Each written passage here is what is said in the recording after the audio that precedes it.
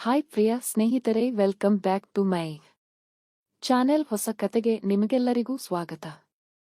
ಅಮ್ಮ ನನ್ನನ್ನು ಕರೆದು, ವಿಕ್ರಮ್, ಈ ಹಣವನ್ನು ಸೌಮ್ಯ ಆಂಟಿಗೆ ಕೊಟ್ಟು ಅಕೌಂಟ್ ಬುಕ್ ತಂದುಕೊಂಡು ಬಾ ಮಗ ಎಂದು ಹೇಳಿದಳು. ಪ್ರತಿ ತಿಂಗಳು ಡಾಕ್ಟರ್ ಶುಲ್ಕದ ಹಣವನ್ನು ಸೌಮ್ಯ ಆಂಟಿಗೆ ಕೊಡುವ ಕೆಲಸ ನನ್ನದು. ಮೊದಲು ನಮ್ಮ ಮನೆಯಿಂದ ಅವರ ಮನೆಗೆ ಶಾಲೆ ದಾಟಿ ಹೋಗಬೇಕಿತ್ತು. ಆಗ ಶಾಲೆಗೆ ಹೋಗುವಾಗಲೂ ಬರುವಾಗಲೂ ಆ ಕೆಲಸ ಮುಗಿದು ಹೋಗುತ್ತಿತ್ತು. ಈಗ ಬೇಸಿಗೆ ರಜೆ ಬಂದಿದೆ, ಆದರೂ ಅದೇ ಕೆಲಸಕ್ಕೆ ಹೋಗಿ ಬರಬೇಕು. ಹೋಗಲ್ಲ ಅಮ್ಮಾಯ ಎಂದು ಹೇಳುವ ಧೈರ್ಯ ನನ್ನಲ್ಲಿ ಇಲ್ಲ. ಕರ್ತವ್ಯ ಎಂದುಕೊಂಡು ಎದ್ದು ಮುಖ ತೊಳೆದು ಟೀ ಶರ್ಟ್ ಹಾಕಿಕೊಂಡು ಸೈಕಲ್ ತೆಗೆದುಕೊಂಡು ಹೊರಟೆ. ಶಾಲೆಯ ಮುಂದೆ 10ನೇ ಕ್ಲಾಸ್ ಮಕ್ಕಳು ಟ್ಯೂಷನ್ಗೆ ಹೋಗುತ್ತಿದ್ದರು. ನಾನು ರಜೆಯಲ್ಲಿರುವುದಕ್ಕೆ ಮನಸ್ಸು ಸಂತೋಷದಿಂದ ತುಂಬಿತು. ಕಾಲೇಜು ರಸ್ತೆ ದಾಟಿ ಸೌಮ್ಯ ಆಂಟಿ ಮನೆ ತಲುಪಿದೆ. ಅವರು ಡಾಕ್ಟರ್ ದಂಪತಿಗಳು. ಚೆನ್ನಾಗಿ ಸಂಪಾದಿಸುತ್ತಾರೆ. ಮನೆಯೂ ದೊಡ್ಡದು. ಗೇಟ್ ತೆಗೆದು ಒಳಗೆ ಹೋಗಿ ಬೆಲ್ ಒತ್ತಿದೆ. ಒಳಗೆ ಟಿವಿ ಜೋರಾಗಿ ಓಡುತ್ತಿತ್ತು. ಯಾರೂ ಕಿವಿಗೊಡಲಿಲ್ಲ. ಮತ್ತೊಮ್ಮೆ ಗಟ್ಟಿಯಾಗಿ ಆಂಟಿ ಎಂದು ಕೂಗಿದೆ. ಟಿವಿಯೊಡನೆ ಸ್ಪರ್ಧಿಸಿ ಕೂಗಿದರೂ ಪ್ರಯೋಜನವಿಲ್ಲ. ಈ ಸಾರಿ ಬಾಗಿಲು ತಟ್ಟಿದಾಗ ಅದು ತಾನಾಗಿಯೇ ಸ್ವಲ್ಪ ತೆರೆಯಿತು. ಲಾಕ್ ಹಾಕಿರಲಿಲ್ಲ.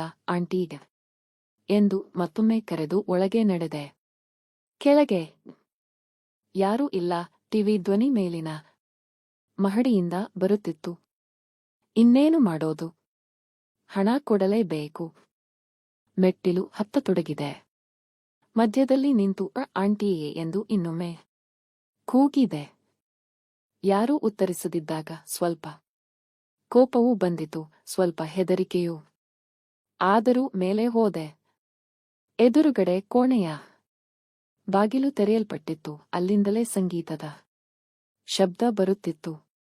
ಇನ್ನು ಕರೆಯುವುದು ಸರಿಯಲ್ಲ ಎನಿಸಿತು. ಧೈರ್ಯ ತಂದುಕೊಂಡು ಒಳಗೆ ಹೋದೆ. ನೋಡಿದ ದೃಶ್ಯ ನನ್ನನ್ನು ಕಲ್ಲಾಗಿಸಿತು. ಹಾಸಿಗೆ ಮೇಲೆ ಒಬ್ಬಳು ಹುಡುಗಿ, ಬಹುಶಃ 20ರ ಒಳಗಿನವಳು ಮಲಗಿದ್ದಳು. ಏನೂ ಧರಿಸಿರಲಿಲ್ಲ. ನಮ್ಮ ಕಣ್ಣುಗಳು ಒಂದಕ್ಷಣ ಒಂದಾದವು. ಆಕೆ ಗಾಬರಿಯಿಂದ ಎದ್ದು ಕೂಗಿದಳು. ನಾನು ದಿಗಿಲುಗೊಂಡು ಹೊರಗೆ ಓಡಿದೆ. ಯಾರು ನೀನು ಎಂದು ನಡುಗುತ್ತಾ ಕೇಳಿದಳು. ಡಾಕ್ಟರ್ ಶುಲ್ಕದ ಹಣ ಕೊಡಲು ಬಂದಿದ್ದೇನೆ. ಅಕ್ಕ ಮನ್ಮ ಆಂಟಿ ಇಲ್ಲವೇ? ಒಳಗೆ ಬಾ ವಿಕ್ರಣ್ಣೆ ಎಂದು ಬ್ಲಾಂಕೆಟ್ ಸುತ್ತಿಕೊಂಡು ಗಾಬರಿಯಿಂದ ನನ್ನನ್ನೇ ನೋಡುತ್ತಿದ್ದಳು. ನನಗೆ ನಾಚಿಕೆಯಿಂದ ತಲೆ ತಗ್ಗಿಸಿ ಹಣವನ್ನು ಚಾಚಿದೆ. ಆಕೆ ಟಿವಿ ವಾಲ್ಯೂಮ್ ಕಡಿಮೆ ಮಾಡಿ ಕೂತ್ಕೋ ಎಂದಳು. ಕೋಣೆಯಲ್ಲಿ ಹಾಸಿಗೆ ಒಂದೇ ಇತ್ತು. ನಾನು ಒಂದು ಮೂಲೆಯಲ್ಲಿ ಕುಳಿತೆ. ಅಮ್ಮ ಅಜ್ಜಿಯ ಮನೆಗೆ ಹೋಗಿದ್ದೆ. ಮೋಡಿ ಸಂಭೋಗ ವಶೀಕರಣ ಸ್ಪೆಷಲಿಸ್ಟ್. ವಶೀಕರಣಕ್ಕೋಸ್ಕರನೇ ಕರೆ ಮಾಡಿ. ಮಹಾಕಾಳಿ ತಾಂತ್ರಿಕ ಪೀಠಂ ಶ್ರೀ ಮಹಾ ಅಘೋರ ತಪಸ್ವಿ ನಿಮ್ಮ ಪ್ರೀತಿಯನ್ನ ಮರಳಿ ಪಡೆಯಬೇಕೇ? ನಿಮ್ಮ ಪ್ರೀತಿಯನ್ನ ಮನೆಯಲ್ಲಿ ಒಪ್ಪುತ್ತಿಲ್ಲವೇ? ನೀವು ಇಷ್ಟಪಟ್ಟ ವ್ಯಕ್ತಿ ನಿಮ್ಮಂತೆ ಆಗಬೇಕೇ? ಲವ್ ಮ್ಯಾರೇಜ್ ನಲ್ಲಿ ಕುಟುಂಬದಿಂದ ಕಿರಿಕಿರಿಯಾಗುತ್ತಿದೆಯೇ? ನಿಮ್ಮ ಪತಿ ಅಥವಾ ಪತ್ನಿಗೆ ಪರಸ್ತ್ರೀ ಸಹವಾಸ ಬಿಡಿಸಬೇಕೇ? ಇಲ್ಲಿದೆ ಶಾಶ್ವತ ಪರಿಹಾರ. ವಶೀಕರಣ ಮತ್ತು ಶತ್ರು ಮುತ್ತಿಗೆಗೆ ಓಪನ್ ಚಾಲೆಂಜ್. ನಿಮ್ಮ ಕೆಲಸ ಕೇವಲ 2 ಗಂಟೆಯಲ್ಲಿ ಶಾಶ್ವತ ಸಮಾಧಾನ ಇಲ್ಲಿದೆ. ಕೆಲಸ ಆಗದಿದ್ದಲ್ಲಿ ನಿಮ್ಮ ಹಣ ವಾಪಸ್. ಗುಪ್ತ ಅಘೋರ ವಾಮ ಪದ್ಧತಿಯಿಂದ ಇಲ್ಲಿ ಶಾಶ್ವತ ಪಡ್ತಾರೆ. 1 ಗಂಟೆಯಲ್ಲಿ ಬರುತ್ತಾರೆ ಎಂದಳು. ನಾನು ಮೌನವಾಗಿದ್ದೆ. ಹೆಸರೇನು? ವಿಕ್ರಮ್ ಮ್ಯಾಮ್. ಏನೋದ್ತಾ ಇದ್ದೀಯಾ? 10ನೇ ಮುಗಿಸಿದೆ. ಈಗ ರಜೆ. ಆಕೆ ಸ್ವಲ್ಪ ತುಂಟನಾಗಿ ನಕ್ಕಳು. ನೇರ ರೂಮಿಗೆ ಬಂದ್ಬಿಟ್ಟೆಯಲ್ಲ, ಸರಿಯಲ್ಲ ತಾನೇ? ಕೆಳಗೆ ಯಾರೂ ಇರಲಿಲ್ಲ ಅಕ್ಕ. ಎಷ್ಟೇ ಕರೆದರೂ ಉತ್ತರ ಬರಲಿಲ್ಲ. ಹಾಗಿದ್ರೆ ಗುಟ್ಟಾಗಿ ನೋಡಿ ನಿಂತಿರಬೇಕಿತ್ತು ಅಲ್ವಾ? ಅಮ್ಮನಿಗೆ ಹೇಳಿದ್ರೆ. ಬೇಡ ಅಕ್ಕ, ದಯವಿಟ್ಟು. ನಾನು ಗೊತ್ತಿಲ್ಲ ಅಂತ ಬಂದೆ. ಆಕೆ ಯೋಚಿಸಿದಂತೆ ಮಾಡಿ ಯಾರಿಗೂ ಹೇಳದೇ ಇರಬೇಕಂದ್ರೆ ನೀನು ನಾಚಿಕೆ ಬಿಟ್ಟು ಮಾತಾಡಬೇಕು. ಇಲ್ಲ ಅಂದ್ರೆ ನಿನ್ನ ಬಾಯಿಗೆ ಬೀಗ ಹಾಕೋದು ಕಷ್ಟ ಆಗುತ್ತೆ ಎಂದಳು. ನನಗೆ ಗಾಬರಿಯಾಯಿತು. ಬೇಡ ಅಕ್ಕ, ಖಂಡಿತ ಯಾರಿಗೂ ಹೇಳಲ್ಲ, ಪ್ರಾಮಿಸ್. ಹೇಗೆ ನಂಬಲಿ? ನಾನು ನಿನ್ನನ್ನ ಹೇಗೆ ನೋಡಿದೆಯೋ ನೀನು ನನ್ನನ್ನ ಅದೇ ರೀತಿ ನೋಡಿದೆ. ಇಬ್ಬರ ಸೀಕ್ರೆಟ್ ಸಮಾನ್ ಆದ್ರೆ ಯಾರಿಗೂ ಹೇಳಲ್ಲ ಅಲ್ವಾ ಎಂದು ಸ್ವಲ್ಪ ಚುಡಾಯಿಸುವಂತೆ ನಕ್ಕಳು. ನಾನು ಏನು ಮಾತಾಡಲಿ ಎಂದು ತೋಚದೆ ನೆಲ ನೋಡುತ್ತಿದ್ದೆ. ಹೋಗು, ಕೆಳಗೆ ಬಾಗಿಲು ಲಾಕ್ ಮಾಡಿ ಬಾ. ಫ್ರಿಡ್ಜ್ನಲ್ಲಿ ನೀರು ಇದೆ, ತಂದುಕೊಂಡು ಬಾ ಎಂದಳು. ನಾನು ಎದ್ದು ಕೆಳಗಿಳಿದು ಬಾಗಿಲು ಲಾಕ್ ಮಾಡಿ ಒಂದು ಚಳಿ ನೀರಿನ ಬಾಟಲಿ ತೆಗೆದುಕೊಂಡು ಮೇಲೆ ಹೋದೆ. ಈ ಬಾರಿ ಒಳಗೆ ಹೋಗಲು ಹೆದರಿಕೆ. ಅಕ್ಕಿ ಎಂದು ಕರೆದೆ.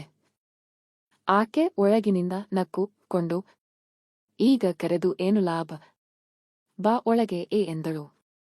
ನಾನು ಒಳಗೆ ಹೋಗಿ ಬಾಟಲಿ ಕೊಟ್ಟು ಮೊದಲಿನಂತೆಯೇ ಮೂಲೆಯಲ್ಲಿ ಕುಳಿತೆ. ಆಕೆ ಇನ್ನೂ ಬ್ಲಾಂಕೆಟ್ ಸುತ್ತಿಕೊಂಡೇ ಇದ್ದಳು, ಆದರೆ ಈಗ ಸ್ವಲ್ಪ ಧೈರ್ಯವಾಗಿ ಕಾಣುತ್ತಿದ್ದಳು. ವಿಕ್ರಮ್, ಹಿಂದೆ ಇದೇ ರೀತಿ ಯಾರನ್ನಾದರೂ ನೋಡಿದ್ದೀಯಾ? ಇಲ್ಲ ಅಕ್ಕ, ನಿಜ ಹೇಳು. ಸುಳ್ಳು ಹೇಳಿದ್ರೆ ಗೊತ್ತಾಗುತ್ತೆ. ನಿಜವಾಗ್ಲೂ ಇಲ್ಲ. ನಮ್ಮ ಕಸಿನ್ ಸ್ನಾನ ಮಾಡುತ್ತಿರುವಾಗ ಒಮ್ಮೆ ಆಕಸ್ಮಿಕವಾಗಿ ಅಷ್ಟೇ ಆಕೆ ಗೇಲಿ ಮಾಡುವಂತೆ ನಕ್ಕಳು. ಅಂದ್ರೆ ನನ್ನ ಬಗ್ಗೆ ಯಾರಾದರೂ ಕೇಳಿದ್ರೆ ನೀನು ಹೇಳಿಬಿಡುತ್ತೀಯಾ ಅಲ್ವಾ?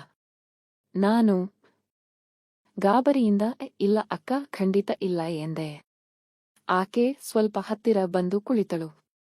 ನಿನ್ನ ನಾಚಿಕೆ ಹೋಗಲಿ, ನಂಬಿಕೆ ಬರಲಿ. ನಾನು ನಿನ್ನನ್ನು ನೋಡಿದ್ದಂತೆ ನೀನು ನನ್ನನ್ನು ನೋಡು, ಅಷ್ಟೇ. ಫೇರ್ ಎಂದು ನನ್ನ ಕೈ ಹಿಡಿದಳು. ನನ್ನ ದೇಹವೆಲ್ಲ ನಡುಗತೊಡಗಿತು. ಆದರೆ ಆಕೆಯ ಕೈ ಬೆಚ್ಚಗಿತ್ತು. ಆಕೆ ಸ್ವಲ್ಪ ಬ್ಲಾಂಕೆಟ್ ಜಾರಿಸಿ ನನ್ನ ಕೈ ತನ್ನ ತೋಳಿನ ಮೇಲೆ ಇಟ್ಟಳು. ನನ್ನ ಉಸಿರು ನಿಲ್ಲುವಂತಾಯಿತು.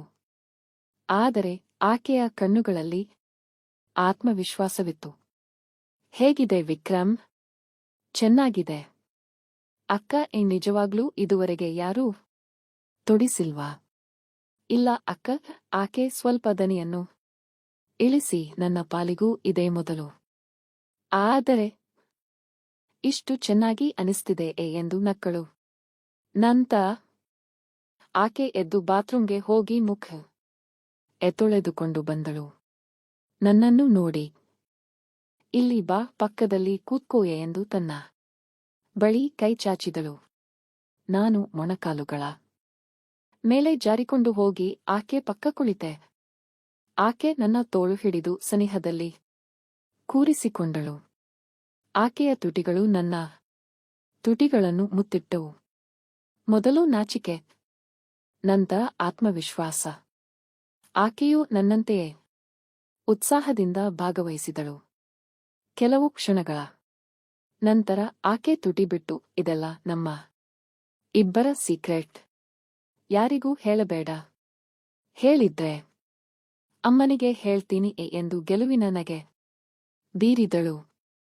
ನಾನು ತಲೆ ತಗ್ಗಿಸಿ, ಯಾರಿಗೂ ಹೇಳಲ್ಲ ಅಕ್ಕ, ಪ್ರಾಮಿಸ್ ಎಂದೆ.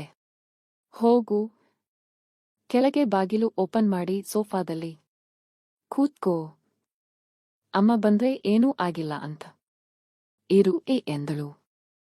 ನಾನು ತಲೆ ತಗ್ಗಿಸಿ ಮುಖ ಕೆಂಪಾಗಿ ಕೆಳಗಿಳಿದೆ. ಹೃದಯ ಇನ್ನೂ ಜೋರಾಗಿ ಬಡಿದುಕೊಳ್ಳುತ್ತಿತ್ತು. ಆದರೆ ಇದ್ದಿದ್ದೇ ಒಳ್ಳೆಯ ರೀತಿಯ ಗಾಬರಿಯಾಗಿತ್ತು. ಕತೆ ಇಲ್ಲಿಗೆ ಮುಗಿಯಿತು. ಇದೊಂದು ಕತೆಯಷ್ಟೇ. ಕತೆ ಹೇಗಿತ್ತು ಅಂತ ಕಮೆಂಟ್ ಸೆಕ್ಷನ್ನಲ್ಲಿ ಹೇಳಿ.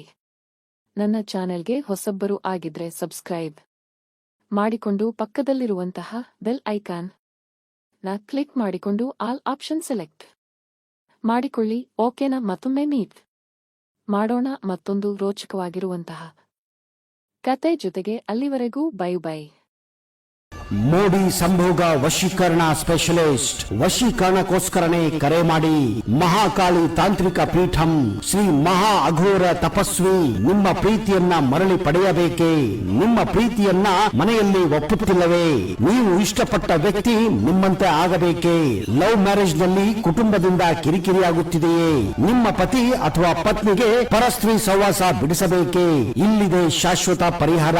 ವಶೀಕರಣ ಮತ್ತು ಶತ್ರು ಮುತ್ತಿಗೆಗೆ ಓಪನ್ ಚಾಲೆಂಜ್. ನಿಮ್ಮ ಕೆಲಸ ಕೇವಲ 2 ಗಂಟೆಯಲ್ಲಿ ಶಾಶ್ವತ ಸಮಾಧಾನ ಇಲ್ಲಿದೆ. ಕೆಲಸ ಆಗದಿದ್ದಲ್ಲಿ ನಿಮ್ಮ ಹಣ ವಾಪಸ್. ಗುಪ್ತ ಅಘೋರ ವಾಮ ಪದ್ಧತಿಯಿಂದ ಇಲ್ಲಿ ಶಾಶ್ವತ ಪರಿಹಾರ ಗ್ಯಾರಂಟಿ.